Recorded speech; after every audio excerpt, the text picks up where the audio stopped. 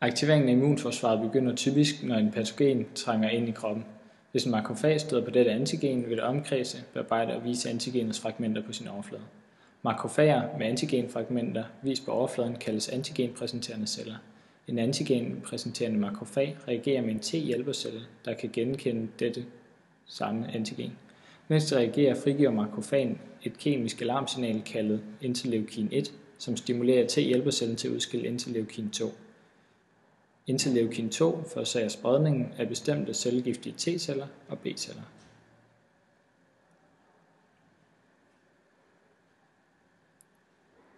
Her vises til venstre den cellegiftige T-celle og til højre B-cellen. Immunforsvarets respons deler sig herefter i to metoder, hvor den ene anvender cellegiftige T-celler og den anden B-celler. Almindelige kropsceller, som bliver inficeret, kan også indtage nogle af patogenerne og vise stykker af antigener på deres overflade. Kroppen producerer flere millioner forskellige typer cellegiftige T-celler. Hver type er i stand til at genkende et specielt antigen. De cellegiftige T-celler, som kan genkende antigener vist på overfladen af inficerede celler, binder sig til inficerede celler og producerer kemikalier, som dræber den inficerede celle.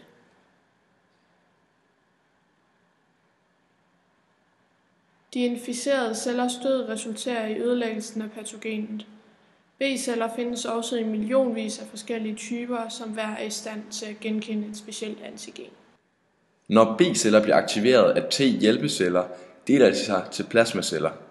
Disse plasmaceller bliver til antistofproducerende fabrikker, som sender en masse antistof ud i blodet, der kan binde sig til de antigener, der er skyld i infektionen. Antistoffet binder sig til antigenerne på overfladen af patogenerne, for at markere, at de skal udslettes af makrofagerne. Tilbage til B-cellerne. Nogle af dem bliver ikke til antistoffabrikker, men bliver i stedet til B-huskeceller, der kan overleve i flere årtier. På grund af disse B-huskeceller vil reaktionen på en fremtidig infektion af samme patogen være meget hurtigere og stærkere. Dette kraftige angreb i anden omgang er hvad der giver os immunitet til nogle sygdomme, efter man har haft dem en enkelt gang eller bliver vaccineret.